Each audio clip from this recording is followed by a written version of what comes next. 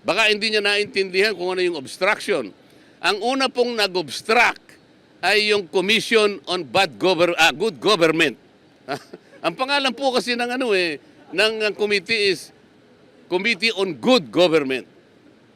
O salaminin natin. Sabi po nila, sinight for contempt nila yung staff ng OBP sapagkat di umano siya ay nag-obstruct ng procedures and processes of the court. Sino po ang kauna-unahang nag-obstruct? Yung Committee on Bad Government. Hindi po niya trabaho yun eh. Hindi niya dapat panghimasukan. Pabayaan mo muna ang COA na gawin niya ang kanyang trabaho. Hindi po eh. Sabi niya, oy COA, dalin mo nga rito yung inyong mga pinagbabatayan dyan.